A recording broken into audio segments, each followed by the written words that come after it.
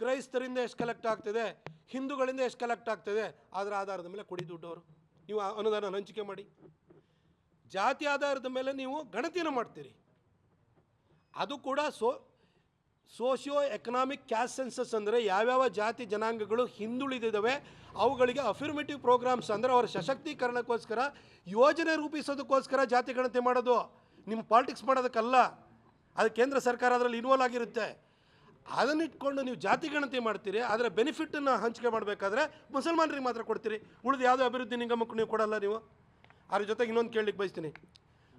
ಮುಸಲ್ಮಾನರಲ್ಲಿ ಯಾರಿದೆಯೋ ಮಸೀದಿನಲ್ಲಿ ಬಾಂಕ್ ಕೂಗ್ತಾರಲ್ಲ, ಅವರು ಆಜಾನ್ ಕೂಗ್ತಾರಲ್ಲ, ಅವರಿಗೆ ಅಲ್ಲಿ ಟೀಚ್ ಮಾಡೋವಂಥವ್ರಿಗೆ ನೀವು ಅವ್ರಿಗೆ 6,000 ರೂಪಾಯಿ ನೀವು ಅವರಿಗೆ ಅವರ ಮಾಸಿಕ ವೇತನವನ್ನು ಜಾಸ್ತಿ ಮಾಡ್ತೀವಿ ಅಂತ ಹೇಳ್ತೀರಿ.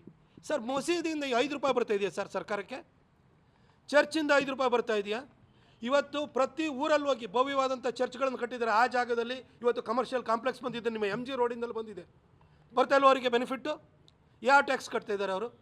ಹಾಗೆ ಮುಸಲ್ಮಾನರದ್ದು ವಫ್ ಆಸ್ತಿ ಇವಾಗಲೂ ಸುಮಾರು 1 ಲಕ್ಷ ಎಕರೆ ಅಷ್ಟು ಅವ್ರ ಕೈಯಲ್ಲಿದೆ. ಅದನ್ನೆಲ್ಲ ಹೋಟೆಲ್ ಕಟ್ಟಿದ್ದಾರೆ, ಅದರಲ್ಲಿ ಕಮರ್ಷಿಯಲ್ ಆ್ಯಕ್ಟಿವಿಟೀಸ್ ಮಾಡ್ತಾಯಿದ್ದಾರೆ. 5 ರೂಪಾಯಿ ಆದರೂ ನಿಮಗೆ ಬರ್ತಾ ಇದೆಯಾ? ಅವರಿಗೆ ನೀವು ಸಂಬಳನ ಜಾಸ್ತಿ ಮಾಡಲಿಕ್ಕೆ ಹೋಗ್ತೀರಿ. ಆದರೆ ನಮ್ಮ ದೇವಸ್ಥಾನಗಳಲ್ಲಿ ಪ್ರತಿ ದೇವಸ್ಥಾನದಿಂದಲೂ ಕೂಡ ಮುಜರಾಯಿ ವ್ಯಾಪ್ತಿನಲ್ಲಿರುವಂಥ ಎಲ್ಲ ದೇವಸ್ಥಾನಗಳಿಂದ ಆದಾಯ ಬರ್ತಾ ಇದೆ. ಅಲ್ಲಿ ಮಾಡುವಂಥ ಒಂದೊಂದು ಸೇವೆಗಳಿಗೂ ಕೂಡ ವರ್ಷಂಪ್ರತಿ ನೀವು ಸರ್ಕಾರದವರೇ ಸೇವೆಯ ಶುಲ್ಕವನ್ನು ಜಾಸ್ತಿ ಮಾಡ್ತೀರಿ. ಎಲ್ಲ ಬೆನಿಫಿಟ್ಟು ನಿಮಗೆ ಬರ್ತಾ ಇದೆ. ಚಾಮುಂಡಿ ಬೆಟ್ಟದ ಹುಂಡಿನೂ ನಿಮಗೆ ಸೇರಿದ್ದು, ಶ್ರೀಕಂಠೇಶ್ವರನ ಹುಂಡಿನೂ ನಿಮಗೆ ಸೇರಿದ್ದು, ಕುಕ್ಕೆ ಸುಬ್ರಹ್ಮಣ್ಯದ ಹುಂಡಿನೂ ನಿಮಗೆ ಸೇರಿದ್ದು.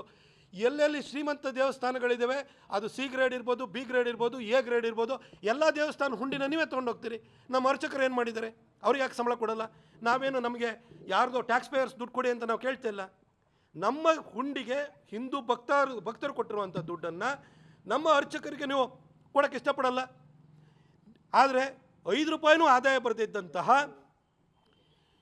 ಮಸೀದಿ ಮತ್ತು ಚರ್ಚ್ಗಳಲ್ಲಿ ಅವರಿಗೆ ನೀವು ಅನುದಾನವನ್ನು ಕೊಡ್ತೀರಿ, ಇಮಾಮ್ಗಳಿಗೆ ವೇತನವನ್ನು ಜಾಸ್ತಿ ಮಾಡ್ತೀರಿ. ಏನು ಮಾಡ್ತಿದ್ದಾರೆ ಇಮಾಮ್ಗಳು? 3 ಹೊತ್ತೂ ಕೂಡ ಮಸೀದಿ ಮೇಲೆ ಕೂತ್ಕೊಂಡ್ಬಿಟ್ಟು ಅಲ್ಲಾವನ್ನು ಬಿಟ್ಟರೆ ದೇವರಿಲ್ಲ, ಬೇರೆ ಯಾರು ದೇವರಿಲ್ಲ, ಅಲ್ಲ ಒಬ್ಬನೇ ದೇವರು ಅಂತ ಇದು ಹೇಳೋದಕ್ಕೆ ನೀವು ಕೊಡೋದು? ಇದು ಸೆಕ್ಯುಲರ್ ಆಯಿತು? ಇದು ಈ ಎಲ್ಲ ಘಟನೆಗಳನ್ನು ನೋಡಿದಾಗ, ಸಿದ್ದರಾಮಯ್ಯನವರ ನಡತೆಯನ್ನು ನೋಡಿದಾಗ, ಅವ್ರು ನಡೆಸ್ತಾ ಇರುವಂಥ ಆಡಳಿತವನ್ನು ನೋಡಿದಾಗ, ಅವರ ಧೋರಣೆಯನ್ನು ನೋಡಿದಾಗ ಇದು ಸ್ಪಷ್ಟವಾಗಿ ಇದು ತಾಲಿಬಾನಿ ಸರ್ಕಾರ ಅಂತೇಳಿ ಕರ್ನಾಟಕ ಜನತೆಗೂ ಕೂಡ ಮನವರಿಕೆ ಆಗಿದೆ.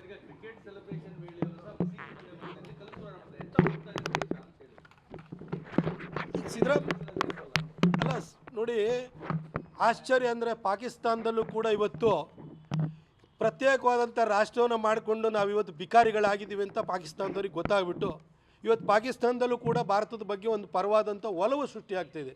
ಮೊನ್ನೆ ಕ್ರಿಕೆಟ್ ಮ್ಯಾಚನ್ನು ನೀವು ದುಬೈಯಲ್ಲಿ ಮಾಡಬಾರ್ದಿತ್ತು, ನಿಮಗೆ ಲಾಹೋರಲ್ಲಿ ಮಾಡಬೇಕಿತ್ತು. ಇಲ್ಲೂ ಅಷ್ಟೇ ಅಭಿಮಾನಿಗಳಿದ್ದಾರೆ ವಿರಾಟ್ ಕೊಹ್ಲಿಗೆ ಅಂತ ಹೇಳ್ಬಿಟ್ಟು ಅಲ್ಲಿನ ಯೂಟ್ಯೂಬರ್ಸ್ ಹೇಳ್ತಾ ಇದ್ದಾರೆ, ಅಲ್ಲಿನ ಸೋಷಿಯಲ್ ಮೀಡಿಯಾದಲ್ಲಿ ಬರ್ತಾಯಿದೆ. ಆದರೆ ಭಾರತ ಮುಸಲ್ಮಾನರಿಗೆ ಅವ್ರನ್ನ ಈ ದೇಶದಲ್ಲಿರುವಂಥ ಮೆಜಾರಿಟಿ ಟ್ಯಾಕ್ಸ್ ಪೇಯರ್ಸ್ ಹಿಂದೂಗಳು, ಅದ್ರ ಮುಖಾಂತರ ಸರ್ಕಾರ ನಡೀತಿದೆ.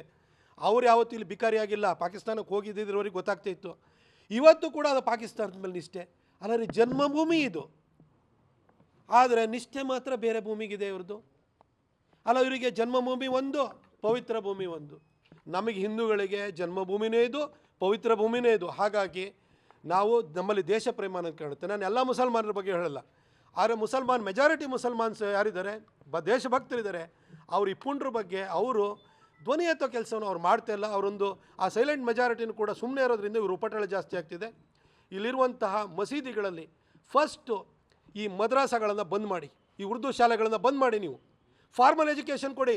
ನಮ್ಮ ಮಕ್ಕಳು ಹುಟ್ಟಿದ ಕೂಡಲೇ ನಾವು ಯಾವ ಬೆಸ್ಟ್ ಕಾನ್ವೆಂಟಿಗೆ ಸೇರಿಸ್ಬೇಕೋ ಅಥವಾ ಯಾವುದಾದ್ರು ಶಾಲೆಗೆ ಸೇರಿಸ್ಬೇಕೋ, ಅವ್ರಿಗೆ ಯಾವ CBSE ಕಳಿಸ್ಬೇಕೋ, ICSE ಕಳಿಸ್ಬೇಕೋ, ಸ್ಟೇಟ್ ಸಿಲೆಬಸ್ಸಿಗೆ ಕಳಿಸ್ಬೇಕು ಅಂತ ಯೋಚನೆ ಮಾಡಿದರೆ ಇವರು ಮದ್ರಾಸಾಗಿ ಕಳಿಸ್ತಾರೆ. ಅಲ್ಲಿ ಅಲ್ಲವನ್ನು ಬಿಟ್ಟರೆ ಬೇರೆ ಯಾರು ದೇವರಿಲ್ಲ ಅಂತ ಇದನ್ನು ಹೇಳ್ಕೊಳ್ತಾರೆ.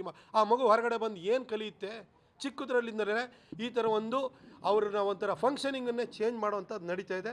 ಇದ್ರ ಮಧ್ಯದಲ್ಲಿ ಪ್ರತ್ಯೇಕವಾಗಿ 62 ಮೊರಾರ್ಜಿ ದೇಸಾಯಿ ಶಾಲೆಗಳನ್ನ ಮಾಡ್ತೀವಿ ಅಂತಾರೆ. ಇಂಟಿಗ್ರೇಷನ್ ಯಾವಾಗುತ್ತೆ ಸರ್? ಪ್ರತ್ಯೇಕ ಅವ್ರನ್ನ ಮಾಡಿ ಎಲ್ಲ ಕಡೆಯೂ ಕೂಡ ಎಲ್ಲ ಊರಲ್ಲೂ ಕೂಡ ಮುಸಲ್ಮಾನರು ಕಾಲೋನಿಗಳು ಮಾಡ್ತಾಯಿದ್ದೀರಿ ನೀವು. ಈ ಮನಸ್ಥಿತಿಯಿಂದಾಗಿ ಸಿದ್ದರಾಮಯ್ಯನವರಂಥ ಆಡಳಿತಗಾರರು ಇರೋದ್ರಿಂದಲೇ ಮುಸಲ್ಮಾನರು ಈ ರೀತಿ ಮುಖ್ಯವಾಹಿನಿಯಿಂದ ದೂರವಾಗ್ತಾ ಇರೋಂಥದ್ದು ಕೂಡ ನಡೀತಾ ಇದೆ. ನಾನು ಹೇಳೋದಲ್ಲ, ನೀವು ಗಣತಿ ಜಾತಿ ಗಣತಿ ಅಂತ ಮಾಡಿರಲ್ವಾ? ಜಾತಿ ಗಣತಿಯ ಮುಖ್ಯ ಉದ್ದೇಶ ಯಾವ್ಯಾವ ಜಾತಿ ಜನಾಂಗಗಳು ಆರ್ಥಿಕವಾಗಿ ಸಾಮಾಜಿಕವಾಗಿ ಹಿಂದುಳಿದಿವೆ ಅದನ್ನು ಸೆನ್ಸಸ್ ಮಾಡಿ ಅಂತಲೇ ಹೇಳಿರೋದು. ಅದರ ಹೆಸರನ್ನೇ ಕೂಡ SECC ಡೇಟಾ ಅಂತಲೇ ಹೇಳ್ಬಿಟ್ಟು ಸೋಷಿಯೋ ಎಕನಾಮಿಕ್ ಕ್ಯಾಸ್ಟ್ ಸೆನ್ಸಸ್ ಅಂತ, ಅದಕ್ಕೆ ಪೂರಕವಾಗಿ ಸಶಕ್ತೀಕರಣ ಯೋಜನೆಯನ್ನು ಮಾಡಬೇಕು ಅಂತ. ಹಾಗಾಗಿ ಈಗ ಯಾವ ಹಿಂದುಳಿದ ಜಾತಿ ಜನಾಂಗಗಳಿಗೆ ಇವರು ದುಡ್ಡು ಕೊಟ್ಟಿದ್ದಾರೆ ಈ ಬಜೆಟಲ್ಲಿ? ಆನ್ ದ ಕಾಂಟ್ರರಿ SC/ST ಅವರಿಗೆ ಮೀಸಲಾಗಿದ್ದಂಥ SCP TSP ಅಂತೇನಿತ್ತು, ಸ್ಪೆಷಲ್ ಕಾಂಪೊನೆಂಟ್ ಪ್ರೋಗ್ರಾಮ್ ಇರ್ಬೋದು, ಟ್ರೈಬಲ್ ಸಬ್ಪ್ಲಾನ್ ಇರ್ಬೋದು, ಈ ದುಡ್ಡನ್ನು 20,000 ಕೋಟಿಗಿಂತ ಹೆಚ್ಚನ್ನು ಇವರು ಗ್ಯಾರಂಟಿ ಸ್ಕೀಮಿಗೆ ವರ್ಗಾವಣೆ ಮಾಡಿದ್ದಾರೆ. ಅದರ ಉದ್ದೇಶ ಏನು? ಹಾಗಾದರೆ ನೀವು ಮುಸಲ್ಮಾನರನ್ನು ಓಲೈಕೆನೇ ನಿಮ್ಮ ಒಂದು ಧ್ಯೇಯವಾಗಿಬಿಡ್ತು ಅಂತಂದರೆ, ಧರ್ಮದ ಆಧಾರದ ಮೇಲೆ ನೀವು ಯಾರ್ಯಾರು ಎಷ್ಟೆಷ್ಟು ಟ್ಯಾಕ್ಸ್ ಪೇ ಮಾಡ್ತಿದ್ರೆ ಅದನ್ನು ಕೂಡ ಮಾಡಿ.